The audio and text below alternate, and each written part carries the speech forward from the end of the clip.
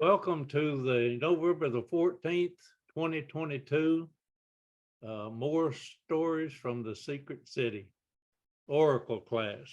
We're glad to have everyone here this morning, and we have a special guest with us. There's still some joining, and we'll let them in. I have Nick Lewis from the Los Alamos National Laboratory, who's going to be speaking to us this morning, and then we will wrap up our session with some additional thoughts about some stories from Oak Ridge. And as always, I encourage your participation by joining in and asking questions. And we'll have a time for questions for Nick as well. So Nick, if you want to go ahead and share your screen, we will get started there. Sounds great.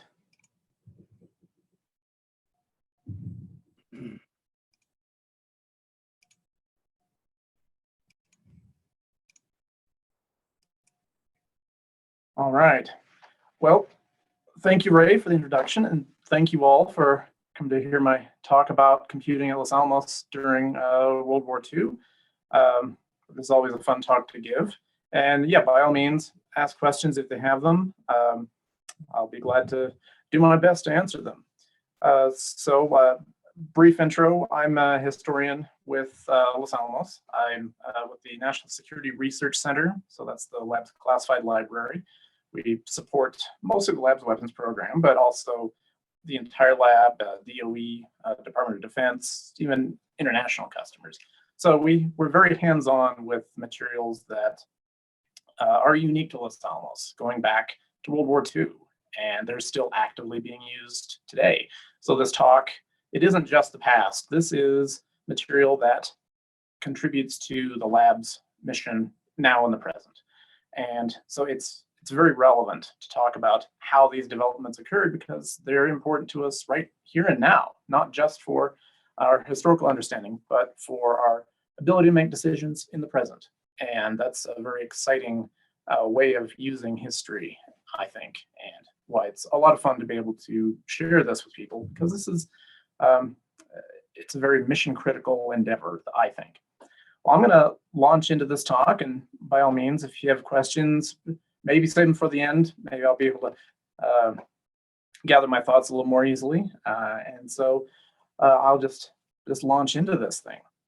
Well, this will be a talk mostly on the overview, mostly an overview of how computing developed at Los Alamos during the war and how it contributed to specifically the success of the Trinity test.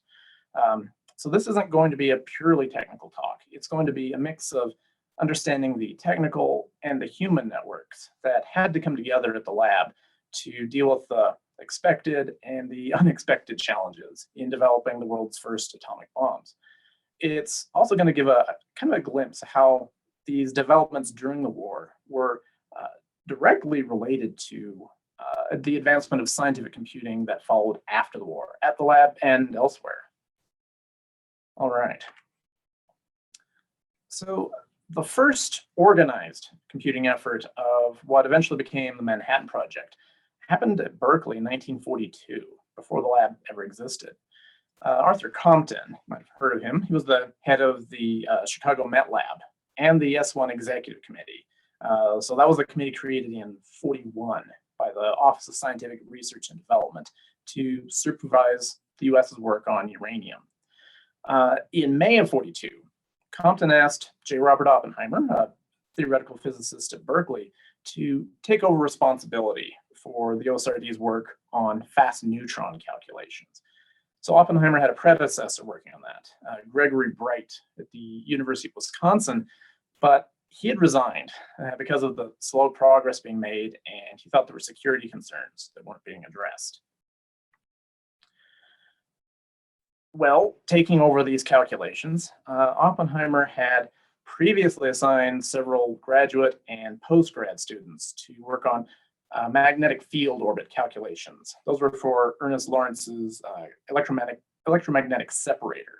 And that was one of the techniques being explored for separating uranium-235 from uranium-238. Well, the most advanced members of this calculating group were two physics postdocs. There was Stanley Frankel and Eldred Nelson.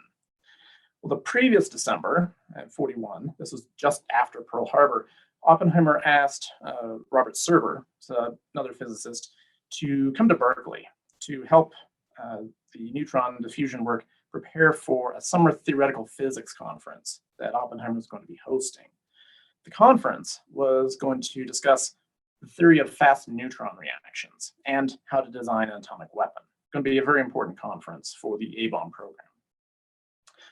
Well, Serber had been to Berkeley before as a postdoc, and he had worked with Oppenheimer during the 30s, and the two knew each other's abilities very well. After Berkeley, Serber went on to get a faculty position at the University of Illinois. It was one of the very few tenure-track positions created during the Great Depression. So that's kind of an indicator of how excellent he was. Well, when Serber came back to Berkeley, he recruited Frankel and Nelson to work on improving the current state of neutron diffusion theory. Most of what the US had at that point came from the British. It came from the British atomic bomb program that they had shared with the US in what's called the Maud Report. It's kind of a summary of what the British knew about atomic bombs. And little or no work had been done in the US on neutron diffusion work prior to the sharing of that report. And if Gregory Bright, Oppenheimer's predecessor, had performed any neutron diffusion research, he kept it so secret that no one knew about it in 1942, and we still don't know about it today. So he did a good job keeping secrets. Well, calculating the amount of fissionable material you'd need for an atomic weapon and the efficiency of the reaction, how large an explosion would be translated from the material you had, those were difficult but very crucial tasks. Because the Manhattan Project, as it would come to be known in the summer of 42, had to select a production process for the materials based on these accurate estimates. Selecting the processes were very much dependent on knowing what you need and how much you need of it. Well, Frankel and Nelson had set up a hand computing group equipped with mechanical desktop calculators to work on these problems. Well, because of their work to improve this simple neutron diffusion theory that the British had shared, Frankel and Nelson were also given this connected task of estimating critical masses of uranium. So calculating the critical mass requires a knowledge of the average way that neutrons distribute themselves in the mass. So Frankel and Nelson needed to come up with an integral diffusion theory and find methods to apply that in a practical calculation. So this is all by hand. So it has to be relatively simple, yet accurate enough to inform this conference. Well, Serber later remembered that this method that Frankel and Nelson had come up with did a lot more than just improve on the British work. It, using this very simple literature that was available, this was brand new science at the time, they created an exact integral equation that made an accurate diffusion theory calculation possible in time for the Berkeley conference in July. So this was crucial work that happened. Well, Serber, Frankel, and Nelson were the first to present the findings of their calculations at the conference on the very first day. And while their calculations made them pretty confident that a gun-type weapon, so you take a quantity of fissile material on one end, another quantity on another, shoot them at each other, get detonation, they were pretty confident that was going to work. But their calculation made them realize that you probably need several times the critical mass of material that previous estimates had believed were needed. So good news and some slightly bad news. Well, Serber and Hans Bethe, who were members of this conference, luminaries in theoretical physics, later remembered that because of how well prepared the Berkeley group was, the other luminaries at this conference considered the A-bomb to be a settled issue. They knew it was going to work, so they moved on to something else, which was Edward Teller's idea for the super, or a thermonuclear weapon. And that kind of distracted everyone just 2 days into the conference. So, well, despite Teller's infatuation with the super or an H-bomb, the conference group recognized that a lot of scientific and technical effort was going to be needed to make an atomic weapon happen. But they effectively gave a go, no-go call to the OSRD and the government to begin a full-scale atomic bomb construction program. It wasn't quite sure if the US should expend the vast resources on this very large-scale project. But with Vannevar Bush, he was the head of the OSRD, passing the findings along to Roosevelt, it was decided that the US would begin a full-scale A-bomb construction effort. And that's when General Leslie Groves became the head of the new Manhattan Project. So that was the Army Corps of Engineers project to build the atomic weapons. Well, Groves followed a suggestion from Compton, and he selected Oppenheimer as the head of Project Y. So that was the as yet unbuilt lab that was going to design and construct the weapons themselves. And Oppenheimer suggested this remote location in the northern mountains of New Mexico as a possible site for the lab because, well, it was remote for security, but he also really liked the area. He'd been there before. Well, after their success at Berkeley, Oppenheimer recruited Franklin Nelson to basically replicate their hand computing effort, but at Los Alamos. And they would continue working on neutron diffusion for the lab's primary objective. And that was going to be a gun type weapon. It's actually two of them. One would be powered by highly enriched uranium. That was going to be the kind of also ran weapon. And there was going to be the second gun type weapon, which would use plutonium as its fuel. That was going to be the main important weapon because it was thought that the Manhattan Project would likely be able to develop more plutonium in time quickly than enriched uranium. There was at the Berkeley conference talk about an implosion concept, a device that uses implosion to detonate, but it didn't receive a lot of attention because it was considered very technically complicated and wouldn't be as quick to develop. So Franklin and Nelson were among the first to arrive at Los Alamos in March of '43, and they immediately ordered a collection of mechanical calculators to support the initial theoretical work that was going on at the lab. And they tried to keep costs down by ordering a bunch of 8-digit and 10-digit calculators. The 8-digit calculators were low speed and very cheap. Well, it turns out that was a false economy because the 8 digits were so much less productive. They went in the trash almost immediately, and focus went to the 10-digit calculators like the Marchant that you see right here with the exploded view. Well, calculators, like all other industrial goods during the war, were in short supply, but the Manhattan Project had a AAA priority rating, so that was the highest priority in wartime. So these calculators arrived only in a couple of weeks, which is pretty remarkable. Some of these early calculators went to scientists in the theoretical or T division because it had the greatest need for computing resources.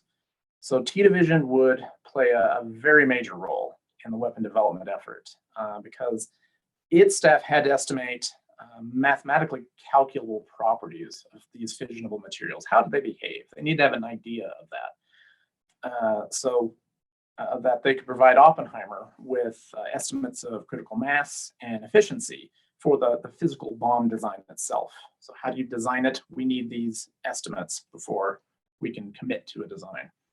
And these estimates will also go into helping decide production for uranium and plutonium. Well, later in the process, T division would also have to model or simulate how the proposed weapon designs were going to work. This was to make sure that the lab didn't follow a technical dead end somewhere. So that's why T division was the biggest user of computing resources during the war, and that would be true after the war as well. Well, the other calculators, ones that didn't go to the scientists themselves, went to the T5 computations group, and that had been formed to continue the work from Berkeley. And it would also provide the lab with a central computing pool. So if you had a big calculation need to be done, you send it off to T5 to have that processed. Well, T division needed to know how the neutrons were going to diffuse during the assembly of the gun-type weapons. And that was to determine if the chain reaction might start prematurely, which would cause a fizzle. You wouldn't get the full detonation. And they had to, the designers had to, well, T division also had to provide information if the weapon designers opted for a cylinder of fissionable material, which would be easier to fabricate than, say, a sphere. And T division had to know if that would compromise the yield if they opted for that simpler design and made that concession. So these problems couldn't be solved analytically. And because of the time constraints and the lack of very expensive fissionable material, enriched uranium and plutonium, that were available for doing smaller scale tests, the lab couldn't simply explode a small scale weapon to check their theory. So this meant that T division had to rely very heavily on numerical methods, doing math, to supply these critical mass and efficiency estimates.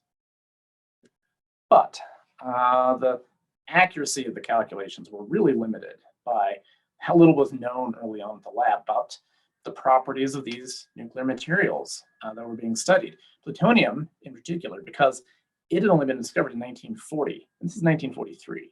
So this is very cutting edge science that they were doing. Well, T division, to solve some of that problem, worked with experimentalists a lot to obtain whatever measurements the experimentalists could come up with to help refine their theories. And T division staff also had to balance the accuracy of their calculations with speed. So they had to approximate and simplify whenever possible, while also making sure that the results were accurate enough to actually contribute to a working device. So because of this, T division, a lot was riding on T division's ability to set up and perform very accurate, reasonably accurate and meaningful calculations in a very short amount of time. And at first they had to rely on computing methods that had changed very little for several centuries. And we'll talk about that more a little bit later.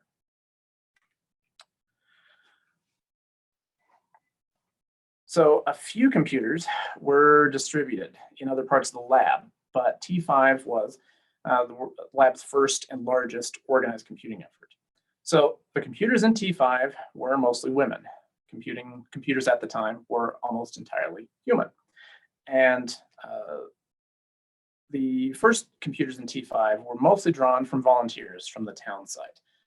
Groves considered having civilian personnel on the Hill to be a waste of resources, and encouraged the adult family members of staff to join in at least part-time in the work to help offset the extra cost of supporting them.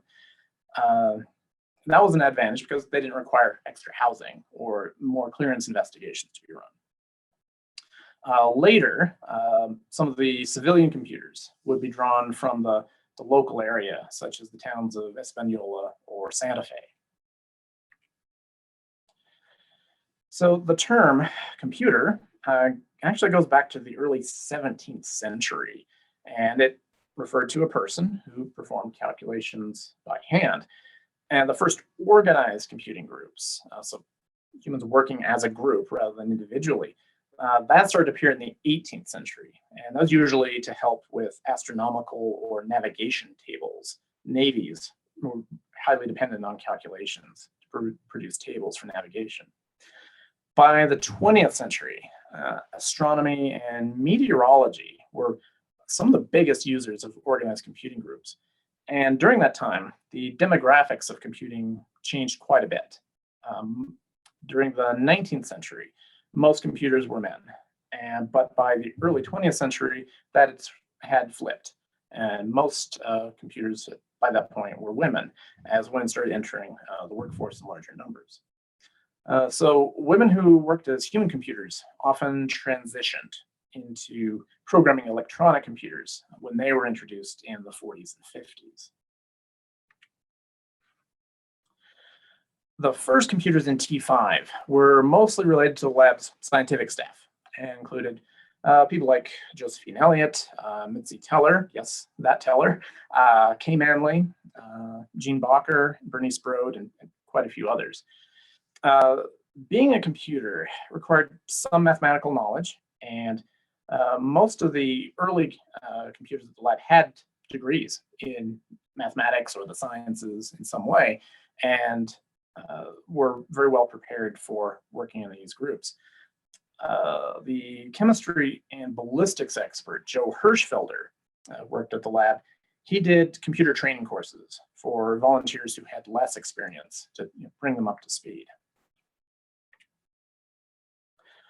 Mary Frankel, who's married to Stanley, was the hand computing group's first supervisor.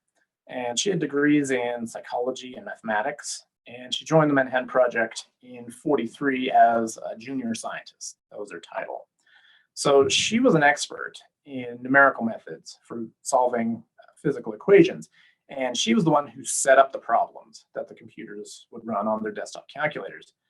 Larger problems would be broken down into smaller pieces that could be processed independently. So it's actually a form of early parallel processing that modern computers do today. Members of Mary Frankel's staff recalled that she would write the problems down in her office and then jokingly put them in a basket outside that said, "Free, please take one." And that's where you'd go get your work for the day. Well, Mary expected excellence from her staff, and she encouraged them to study mathematics at night to improve on her work. And she also had very little patience for people who didn't do their jobs well or who didn't treat her with respect. And this is despite her being much, much younger than some of the people who were working for her. Bernice Brode, I mentioned, was 20 years older than Frankel. And Frankel called her into her office one day and said, you might have a future in computing if only you could learn decimals. And Bernice responded to her, "Mary, this is my future." And she was still a very good computer. So about 5 or 6 computers sitting at tables with desk calculators in front of them worked over about a 4-hour shift. And they perform these calculations based on Mary Frankel's instructions. The calculators themselves produced a huge amount of noise, and they could make it very difficult to concentrate in the room. It's just a kind of a ramshackle wooden building there. So the computing group was on the second floor of that building. That's building E, next to Ashley Pond. And the lack of air conditioning there meant that they had to have the windows open in the warmer months. And they were right next to what would become Trinity Drive, which was at that point an unpaved road. Well, there was a lot of heavy truck traffic, and that would bring dust in through the open windows, and that dust caused wear and tear on the calculators. Well, to check against entry errors and against malfunctioning equipment, the group had to run each calculation twice, and there were intermediate checkpoints along the way. Usually done by Mary Frankel or another supervisor. Sometimes one of these calculators could be fixed by doing what the military called a drop test. And that's exactly what it sounds like. You drop the thing on the table. Well, if that didn't work, the machines were sent off to Santa Fe or Albuquerque for repair, at least at first. And that caused a lot of long delays. Well, Richard Feynman and Nicholas Metropolis, who were theoretical physicists in T division, saw these delays and set up an impromptu repair service for these calculators in their office. And they even had a business sign over the door, repair service on request. And Feynman was known for being able to repair anything or crack any safe. And he figured out how to fix these broken calculators by comparing them to one that was still working. Well, at first, Hans Bethe, who was the T division leader, had a problem with 2 of his physicists using this work time for doing repairs. And he really didn't like the business sign over the door. He made them take that down and stop repairing calculators until there was a backlog of broken machines and things were being delayed. Suddenly he reconsidered and they reopened their service. So the experiences of every human computer were unique, but those of Kathleen Manley, who's better known as Kay, were pretty typical of what it was like to be a computer at wartime Los Alamos. So Kay was originally from Canada, and she had undergraduate degrees in English and mathematics, and she had a teaching certificate from the University of British Columbia.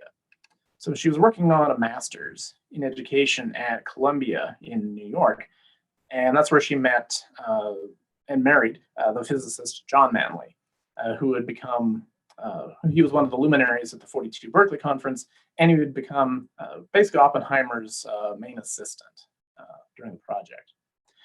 Well, on Leo Szilard's invitation, Szilard, so another physicist at the lab, and he helped Einstein write the letter that Einstein would sign that persuaded Roosevelt to start an atomic bomb program. Well, on his invitation, John Manley left the Met Lab in Chicago to come to Los Alamos.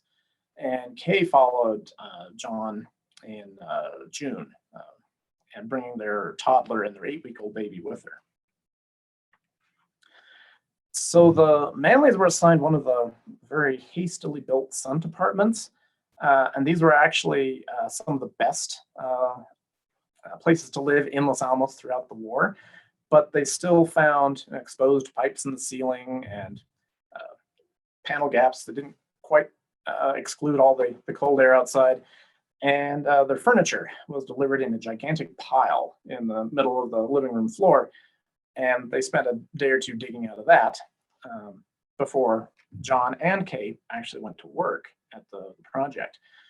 For families that had 2 parents working on the project, the lab actually bused childcare personnel up from the surrounding communities every day. And this was in addition to some limited cleaning services that were offered to people who worked at the lab.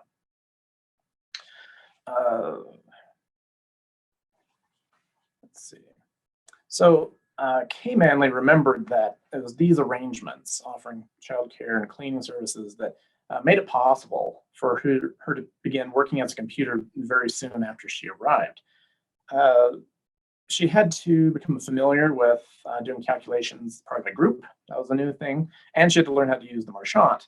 But her degree in mathematics meant that she got going with the project very quickly without much difficulty. She operated at the lab's computing pool in T5 and remembered that scientists would bring their problems, which were usually numerical integrations, to the group for calculation. She remembered particularly performing a large volume of hydrodynamics calculations for Robert Serber in particular. It's the movement of materials that you had to calculate.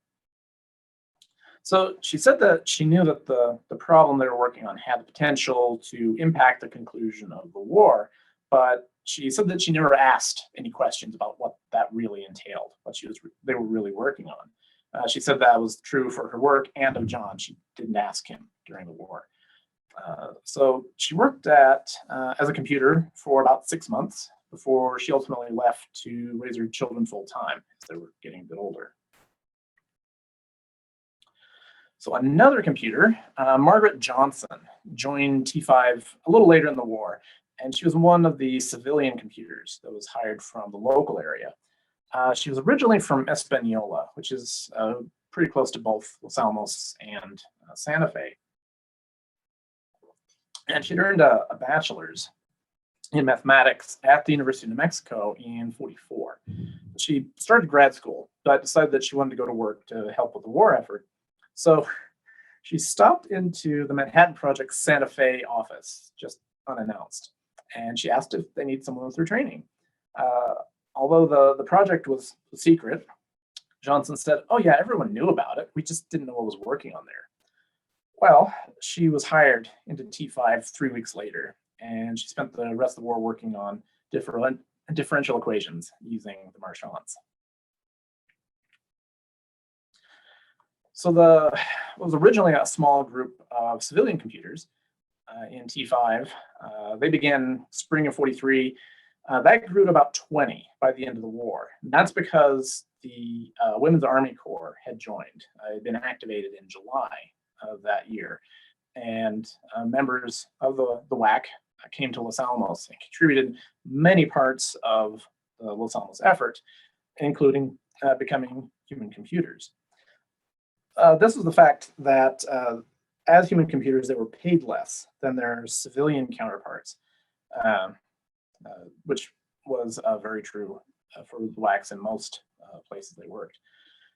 By the end of the war, WACs made up about half of the total hand computing operation, which was pretty significant. So Oppenheimer and the other lab planners had originally thought that there might only need to be 300 research and support personnel on the Hill. Well, by the end of the war, the real number had grown to about 7,000 people who were living and working in Los Alamos. And this was because of an underestimation of the difficulty of the task involved. And as the size of the operation ballooned, the hand computing group also grew, and it grew to about 25 computers. And that made it the largest group in T Division. But we're going to see why even this growth wasn't enough. Also, at the end of the first summer, along with the WACs arriving, the mathematician Don Flanders joined Los Alamos as the first T5 group leader. There hadn't been a group leader at that point. Well, Flanders decided to standardize the computing operation. It's been a bit ad hoc until then, and he standardized it around the Marchands in particular. He threw out the other the brands, the Frieden and Monroe's were two other brands that are being used. That's except for two holdouts who insisted on keeping their Monroe's. They were the only two who had non-Marchands. He also designed some special forms that really sped up the setup and execution of problems. He was very good at rationalizing these processes. Well, even though this work was very tedious, Flanders used his song and dance talents to help keep up morale, not just in his group, but in the lab. He actually wrote a comedy ballet that poked fun at the weirdness of life in wartime Los Alamos. And Flanders himself played the part of a singing and dancing General Groves. You can imagine that.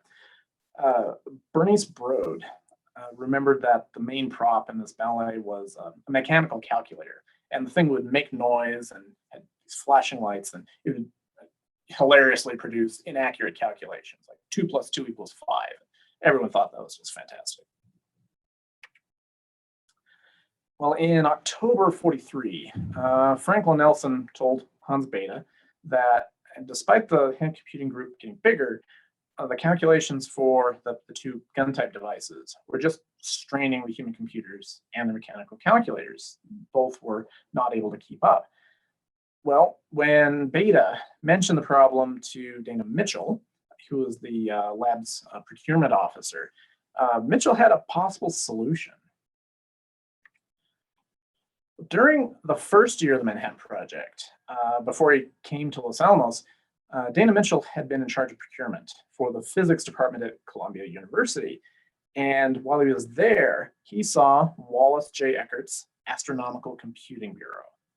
Well, this, by the way, is Pupin Hall. It's the same building that housed Enrico Fermi and Leo Szilard and the other luminaries work on developing a self-sustaining neutron chain reaction, what would ultimately become the Chicago Pile 1 before it was moved to Chicago after Pearl Harbor. Well, that work was done in the basement, while Eckert's computing lab was several floors above. Well, Eckert had a PhD from Yale in 31, and he was one of the most famous numerical astronomers of his time. And like I'd mentioned before, astronomy was one of the biggest users of scientific computing in the 19th and 20th centuries.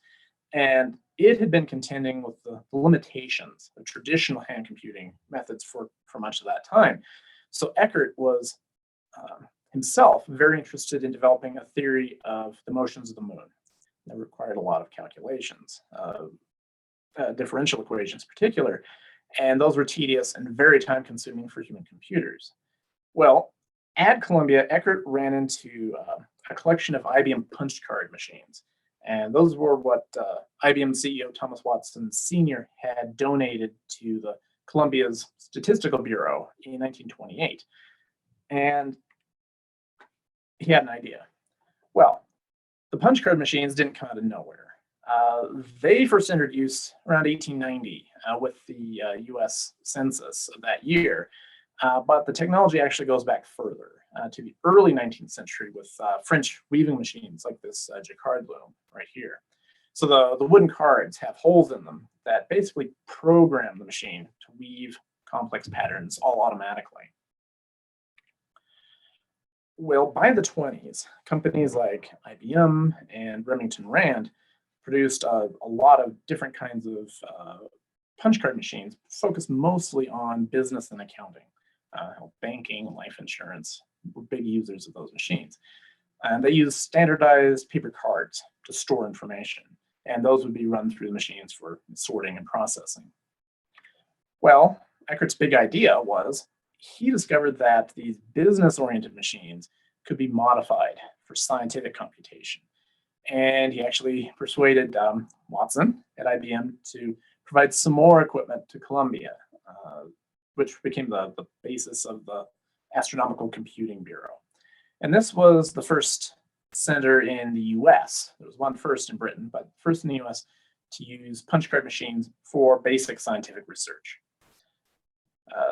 Eckert also pressured IBM to continue advancing the machines to make them more useful for scientific applications. And some people have claimed that this was the beginning of IBM first taking notice of scientific computing as a potential market. In 1940, Eckert actually published what's believed to be the very first book on using mechanized computing for scientific uses. It's called, appropriately, Punch Card Methods in Scientific Computation. And he described how you could connect these machines together to perform differential equations needed in astronomy. Well, during the war, Eckert joined the US Naval Observatory, and he helped to automate the process of creating navigation tables. And after the war, he played a very important role in developing the IBM SSEC computer, which Los Alamos famously used for some early H-bomb calculations. So with this background at Columbia, Dana Mitchell, back at Los Alamos during the war, suggested that Hans Bethe order the IBM 601 punch card, IBM punch card accounting machines to aid with the computation effort, particularly for helping to figure out the weirdness of the gun-type weapon's oddly shaped body as it was assembled. Mitchell thought that a single calculation of the gun-type weapon that human computers would need 6 to 8 months to finish, the IBM machines could probably do in 3 to 4 weeks. And that was a big inducement. So that's when the lab's governing board, which was headed by Oppenheimer, thought it was worth a try and ordered a whole bunch of, 3 601 multipliers, 1 405 alphabetic accounting machine, duplicating punch, and a bunch of other equipment that the lab would receive to use for scientific uses. So Oppenheimer urged that the machines be rushed to the lab as quickly as possible because they were going to be needed for helping to guide the engineering design of the weapons being developed. Well, the results that these machines were going to be in charge of producing were going to be used for placing orders for the materials whose fabrication process would take months to complete. So speed was essential to get those machines delivered. Well, despite the urgent need, machines didn't arrive until the spring of 1944. And secrecy of the project meant that IBM didn't know where the machines were going, and it meant they couldn't send an installation crew. So the Army used its connections with IBM to find and requisition an IBM maintenance expert, John Johnson, who had already been drafted into the war. Well, before the machines could arrive, the lab's main technical goal had begun to change. So the original goal, like I mentioned, was to develop an enriched uranium and plutonium gun-type weapon. So 2 different but similar devices. Well, the Berkeley conference people believed that those were going to be the most straightforward design choices. An early implosion concept, like I mentioned, had been floated, but it was considered really complicated. Well, the physicist Seth Niedermeyer began some small-scale implosion studies at the lab anyway, with Oppenheimer's blessing. Well, in late 43, the Hungarian mathematician John von Neumann came to the lab to help as an assistant. And von Neumann was an expert in shock and detonation waves, and he'd already been helping many parts of the US government during the war on problems like that. Well, von Neumann looked at Niedermeyer's explosion tests, or implosion tests, with the metal cylinders, and he realized that implosion might be a very effective use of the available material, and it would require less costly purification methods than a gun type device would require. So that's when the lab began to take implosion more seriously, around the start of 44. That was fortunate because between the spring and summer of 44, Emilio Segre, a physicist, did some experiments, and his group realized that the plutonium gun type idea was not workable. It was going to fizzle. It simply was not going to function properly. So that created a problem. The Manhattan Engineer District, that's in charge of the Manhattan Project, its production facilities were likely to have only enough uranium for a single bomb by the summer of 45, but enough plutonium for multiple weapons. So as a result, in the summer of 44, the lab had to turn to implosion as the only practical means of using plutonium.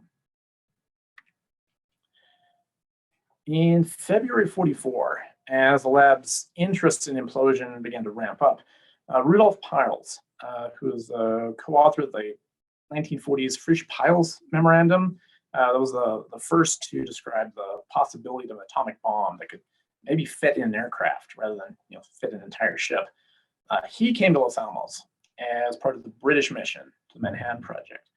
And Peierls suggested a step-by-step method for the differential equations that were going to be needed to be done for the implosion problem.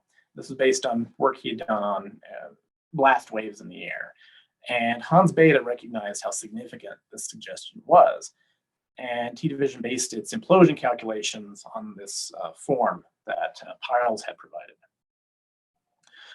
So the problem was that simulating an implosion device required detailed calculations of very complex implosion hydrodynamics, so how all the materials move under extreme temperatures and pressures.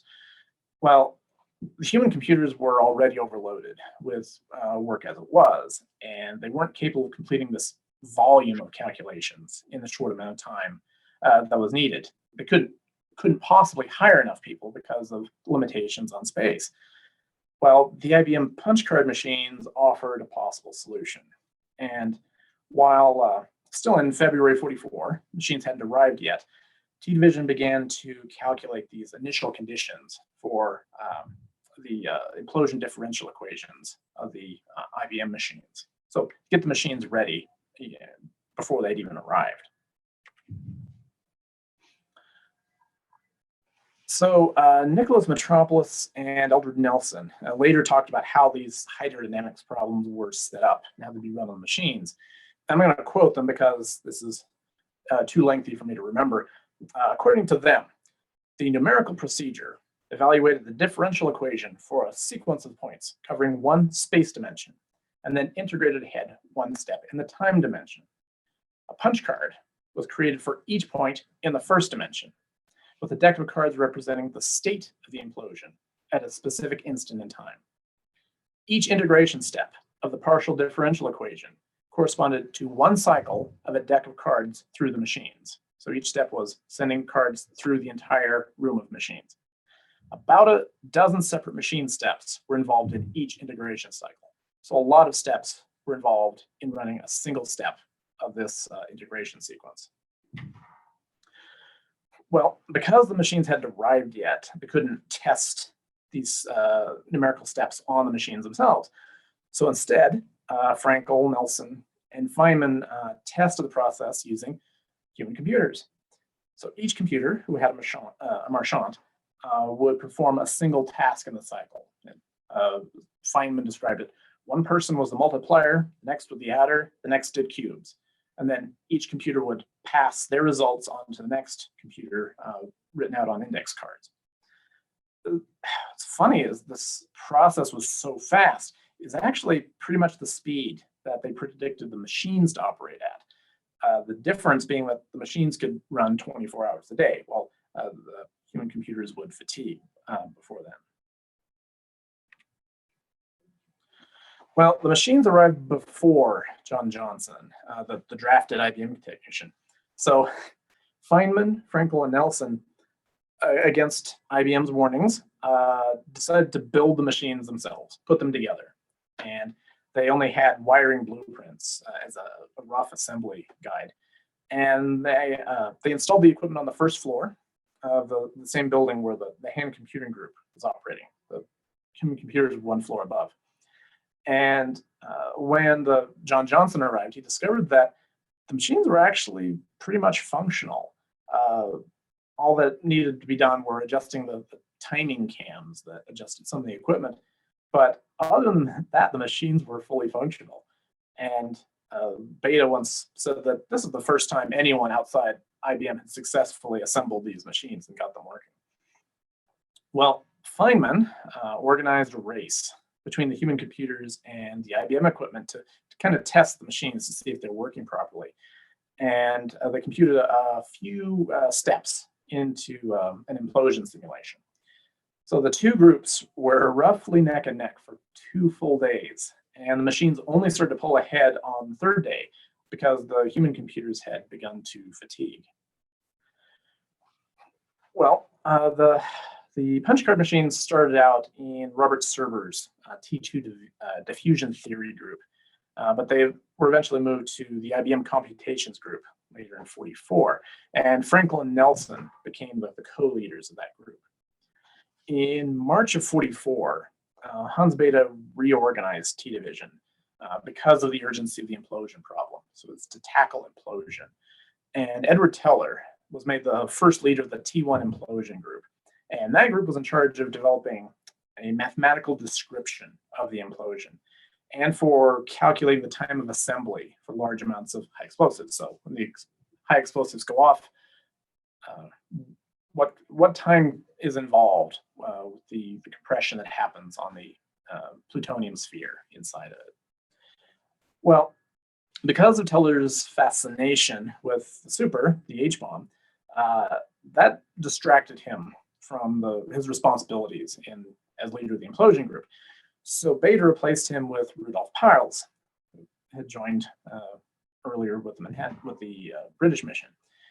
So Teller was given his own group, which was just dedicated to the super, let him work on it. And Stanley Frankel was later reassigned to that group because, according to Richard Feynman, Frankel had developed the computing disease. So he became more interested in making the IBM machines do interesting things and working on the task at hand. And that's kind of only partially true. It also seems like he had a lot of difficulty working with the military personnel who were also in the IBM group. But Frankel's computing disease wasn't in vain. After the war, he and Eldred Nelson actually went on to develop the top-selling commercial digital computer of 1952, and it sold 6 copies. Keep that in mind. What made the most successful computer in 52. Well, Frankel, on his own, later went on to design the first portable electronic computer in 56. And it was considered portable because, you can see here, it was only the size of a desk and weighed a mere 800 pounds. So one of these in every home. So the Los Alamos IBM punch card machines were mostly operated by members of the Special Engineering Detachment, or SEDs.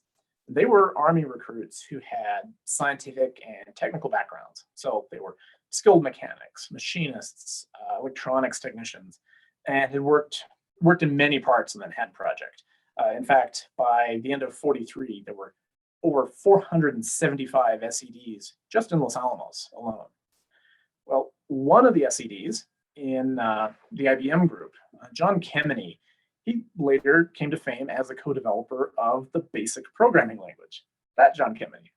And he also went on to become president of Dartmouth. So pretty big things for him. Harold Ninger and Francis Noah. I only got a picture of Harold here.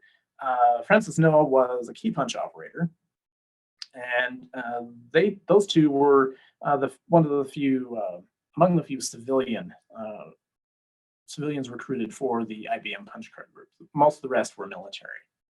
So none of the operators in the group had any prior experience with punch card machines, and they all needed to be trained. Well, Naomi Livesey was one of the few experts in the world at the time on the use of IBM punch card equipment for scientific applications. And she's the one who trained and led the SEDs and the civilians who operated the equipment. Well, Naomi didn't originally come to Los Alamos to work on the IBM group, but the lab was extremely lucky that she was there at just the right time. She was originally from Montana, and she received a bachelor's in mathematics from Cornell before she went after a PhD in mathematics at the University of Wisconsin. Although she was a brilliant mathematician and she had completed the coursework for a PhD, the math department, her own professors, refused to give her a PhD. They would only give her a PHM, which was an education-oriented degree. They claimed that women had no place in mathematics, so that's why they denied her her rightful degree. Well, Joe Hirschfelder, I mentioned before, he ran the computer training course at the lab. At that time, when Livesey was earning her PhD, that she didn't get, he was a young chemistry professor at Wisconsin as well. And he believed that a lot of wrong had been done by Naomi, and he helped to get her a job at the Princeton surveys. They needed a mathematician to help do statistics. And while the surveys, they sent Livesey to Philadelphia to be trained on how to use IBM punch card machines, how to operate and program them for running statistical operations. Well, because of that, she spent about 6 months learning how to design and implement plugboard programs. So we'll see another in a moment, but it's a big old board, and you plug wires into it to change the behavior of the machine. That was an early type of programming. Well, the work she did for the surveys was boring, as she described it, but because of it, she won a very prestigious Rockefeller Foundation fellowship for the University of Chicago. And when that fellowship ended, because a Chicago faculty member made sure that it would not be renewed, Livesey became an instructor at the University of Illinois. And that's where she received a letter from Joe Hirschfelder offering her a job on a war project. No details given. Well, she left for what she would learn was Los Alamos in February of '44. This is after her clearance came through. And on her first day at the lab, she learned that she didn't have a job. Joe Hirschfelder's group had been working on the plutonium gun type weapon, and that project in his group had been terminated. Well, Hirschfelder introduced Livesey to Hans Bethe, and he arranged for an interview with Frankel and Nelson about Livesey's experience with IBM equipment. And Mary Frankel also took part in the interview, as did someone Livesey described as an odd character who kept drifting in and out of the meeting and made critical comments to Stanley. And she almost didn't take the job because of this odd character, who later introduced himself as Richard Feynman. And she almost left, but Feynman appealed to Livesey's patriotism and implored her to take the job. So she agreed. And she became an assistant scientist before lunch on her first day. Well, the IBM equipment arrived about 3 weeks later, and Livesey's job was to program the machines, which she'd by rewiring the plug boards, and to train and supervise the crews of about 24 SEDs and civilians who operated them. They did that over about 3 shifts, 24 hours a day, 6 days a week. So the first implosion simulations on the machines looked at the different configurations of the high explosive charge, so that would cause the implosion to start, the tamper surrounding the core, the stuff around the fissionable material, and the core material itself. They had to simulate all of that. Different configurations of it. How would that work if you changed it? Well, implosion modeling began with simulating the detonation of the high explosive charge. So set off the explosives. And then computing the propagation of the detonation. So the wave that went through the high explosive and into the core itself. You had to follow that. And then you had to follow the shock wave as it went into the core and then as it was reflected back. So what would be the consequences of that if you adjusted the design? When the shock wave that the machines were modeling reached an interface between two materials, the explosive and the core itself, something like that, those were too complicated for the machines. Those calculations had to be sent to the human computers who were more sophisticated and smarter than the machines. And those interface calculations took between 6 and 8 hours to complete, and that had to happen relatively regularly. So the machines did not do all of these implosion calculations on their own. And in fact, there were many points where operators and human computers had to intervene in their operation many times over a single calculation. So another point where human intervention was needed was in locating errors that these machines made. The dust that had caused the marchands to wear and to break frequently would get stuck in the electric relays these machines had, and they had hundreds of them per machine. So that could introduce unintended errors. Well, fortunately, as Metropolis described it, the computational procedure was set up to be deliberately insensitive to small mistakes. So small mistakes didn't matter all that much. They were mostly only interested in errors in the larger, more significant digits. So that's when part of a program would have to be run again.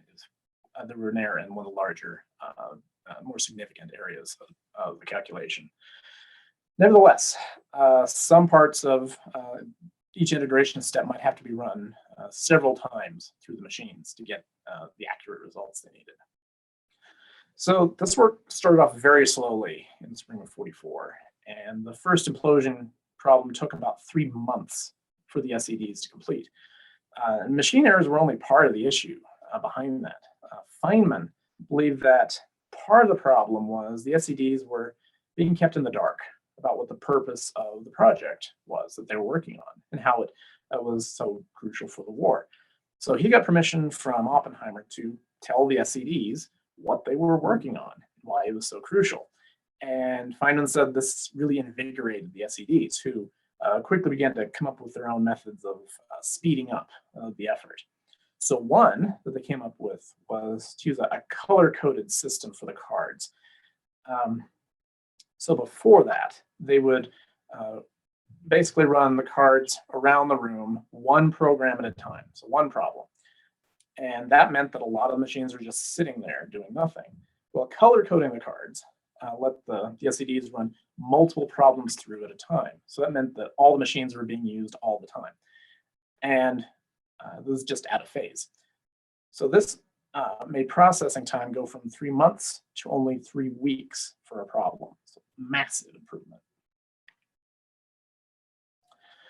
So the pressure to increase these implosion calculations steadily went up as the war went on. About 300 US soldiers were dying in the war every day. So that was a lot of inducement to get these calculations finished.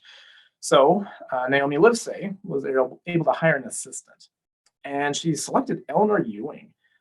She'd known her at Illinois, and Ewing had bachelors in both, or bachelors and masters in mathematics.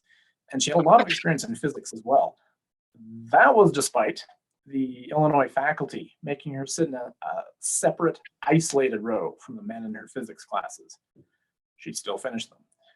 In 1943, she taught mathematics at Pratt and Whitney, and although the job was very, very tedious and dull, it was considered essential to the war effort. So she couldn't leave without getting permission from the War Manpower Commission. Well, to her surprise, in 44, she got a letter from Naomi Livesey offering her a job at an unknown place on an unknown project in New Mexico. Well, she took it. Ewing's job was to help Livesey program the punch card machines and to keep them operating. And the two actually shared an office, which John von Neumann would share with them when he visited Los Alamos. And it was Livesey and Ewing who gave von Neumann his first hands-on exposure to mechanized computing. They showed him how to operate the PCAM equipment and how to rewire the plug boards. So he thought the machines were really fascinating, but he was terribly frustrated with them because of his experience trying to get the timing to work out to make the machines perform parallel operations. And according to von Neumann, that's what soured him on the idea of parallel computation in electronic computers. So he later, when he went into computing himself, was an advocate of serial computing. So one problem at a time, please. So the lab's need for more and better computing meant that von Neumann went on a search across the US for new machines and new capabilities. Some Los Alamos calculations actually went to Wallace Eckert's lab in Columbia, and IBM helped to expand that lab just for Los Alamos problems. And they were very important, and Richard Feynman would sneak the coded key back to Los Alamos on flights back to the lab. Okay. So, like I mentioned, von Neumann's exposure to this computing at Los Alamos began his interest in the possibilities that computing machines presented to overcome a lot of the limitations that other fields have been experiencing in traditional computational methods. So for the remainder of his life, he died very young in 1957. He became one of the most influential figures in the development of electronic computing and finding applications for it in various fields of science. But in 1944, T-Division couldn't simply wait for others to bring new technologies to the lab. That spring, Eldred Nelson actually went to New York to meet with the vice president of IBM to talk about the development of a triple product multiplier and machines that could divide natively. Before that, the machines couldn't divide just on their own. You had to go through a really bizarre process of matching a card in a division with a table of reciprocals on a card deck. And then you'd multiply the reciprocal by the number being divided on the machine. Well, that was very time consuming. So Los Alamos asked IBM to custom build these new machines for the lab that could do division, and IBM did. Arriving at the end of 44, the two of the three triple product multipliers that the lab ordered were actually capable of division, and those were completely unique to the lab. I don't think they went anywhere else. So these new machines improved the pace of the implosion simulations quite a bit, and they reduced the number of manual operations in each integration step.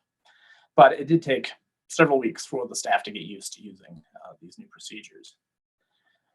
So the growing ties between Los Alamos and IBM only strengthened after the war. This kind of began that relationship, and the company began to take scientific computing more seriously as a market.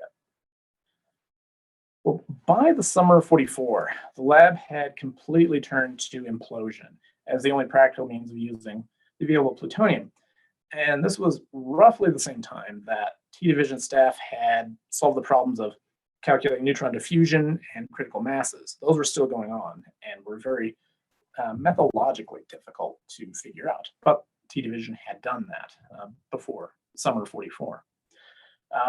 The extrapolated endpoint method that Franklin Nelson had come up with at Berkeley for studying neutron diffusion, it was just too simple to model the complex movement of neutrons through the core of a weapon. And T-Division members had to come up with a new multi-group method that would simplify the process, yet make it accurate enough for the purposes of the lab. Nick, let me give you a caution. We're about 5 minutes out of ending the class. Okay. Okay. All right. All right. So suffice it to say, quite a bit of work happened in utilizing these machines to select the optimal device that would be constructed. Um, Part of that effort was John von Neumann looking for new technologies, and he discovered the ENIAC electronic computer, which brought news of that to Los Alamos, and the lab prepared to do the first H-bomb calculations on the machine. That was after the war had ended, but work began during the war. Let's see. So, with all this work going on, how did that help contribute to the development and success of Trinity? Well, after the very slow start in the punch card group, the punch card machines did around 8 implosion problems by the end of 44 and 17 in 45. So these exploratory simulations of different weapons revealed that one configuration, known as the Mark III, was the most practical road to developing an implosion device. And that's the one the lab's leadership selected and decided to build. Well, that was the device that was ultimately tested at Trinity. And it was selected because it was believed to be the most likely to succeed and not be a technical dead end. They were in a race to finish these, after all, before a lot more US soldiers had died. So while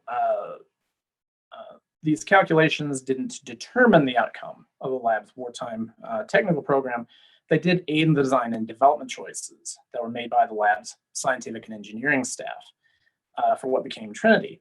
And mechanizing computing efforts with the PCAM equipment greatly accelerated the implosion calculations, helped to complete those problems amid the very breakneck pace of Manhattan Project.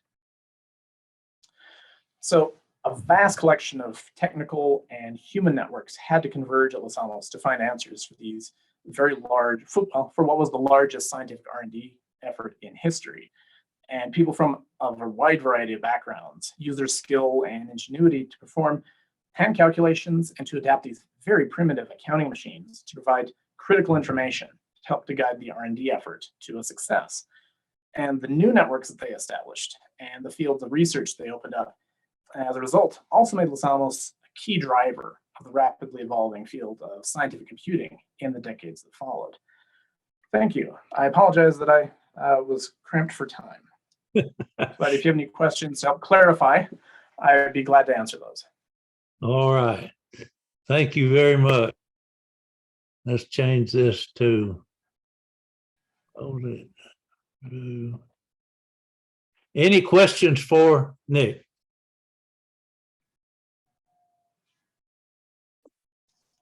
Well, I think you have mesmerized them, Nick. Thank you very much. Oh, wow. You're very welcome. Any questions at all, anyone? All right, well, that's good. I'm going to take just a moment and see if I can. No, I can't. Wait just a minute.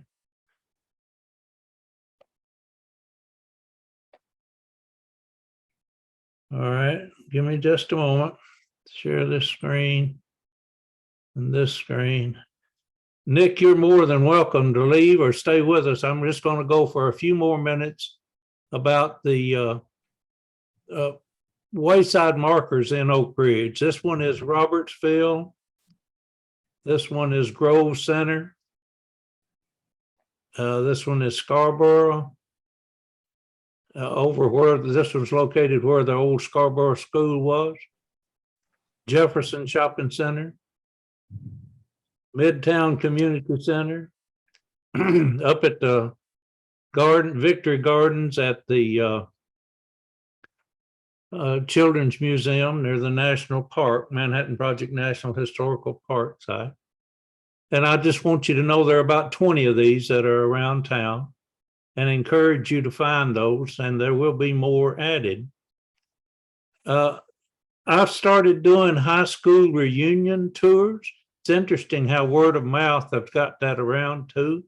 Involve me in that. We do road trips inside the city of Oak Ridge, caravans, and we go up to places like Olney Lane, where Colonel Nichols lived. We actually, because Louise Presley was a member of this class, she was able to get us to see the flat top house that's up at the Children's Museum or at the National Park, because her husband, Bob Presley, had actually lived in that flat top that's now up there. And oh, every time I go to the Children's Museum, I have to take a look at my Nancy Ward exhibit that's up there. That's how I got started into history back in the middle 70s when John Rice Irwin wanted me to make a picture of the Nancy Ward statue. And the wheat community, or this was a lady that's working with us on the Scarborough 85 monuments for the Scarborough 85 integration of Oak Ridge schools, or desegregation of Oak Ridge schools in 1955. She's a sculptress and an artist, and there she's looking at the exhibit that's at the Oak Ridge History Museum about that school integration in September of 1955.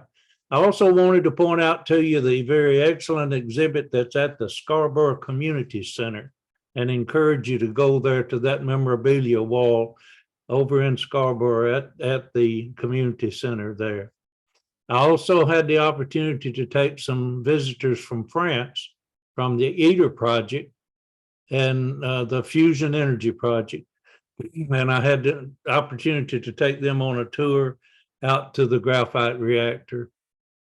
I also was fortunate to get to take Kyle Carpenter. He's a Medal of Honor recipient, youngest Medal of Honor recipient, and he that's alive today. And he actually threw himself on a hand grenade in 2010, and he also wanted me to do a podcast with him. I was fortunate enough to do that, and I'm proud to have been able to do that. This is a book group that's inside the Oak Ridge History Museum, and I again encourage you, if you've not been to that museum, you want to. They have read the book, The Girls of Atomic City, and wanted to come and tour Oak Ridge. I always encourage people to have lunch at the soup kitchen. It's amazing. They can accommodate 65 passenger buses. All those 65 passengers can get through there and get them through and out in an hour. And then we can do the rest of the tours.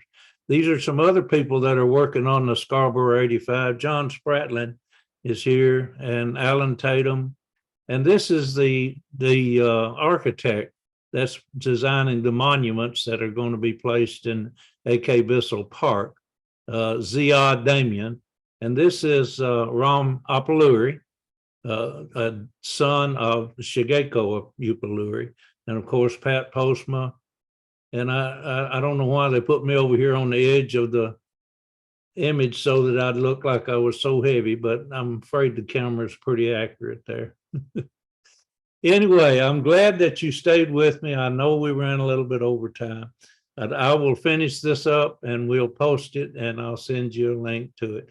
Thank you so very much for being a part of the ORICL class, even more stories from the Secret City. And Nick, thank you so much for bringing the presentation today. One last opportunity. You're very welcome. Question, please do. Nick's presentation was wonderful. I thoroughly enjoyed it. Thank Oh, you. thank you. Thank you very much. Learned an awful lot that I did not know. I'm very glad. Yes, thank you so much. Anyone else? Trigger, I apologize on the sound. I'm not aware of anything I could do to help you. I just don't know what the problem is. He was, Well, thank you very much. all right. Thank you, Nick. Okay.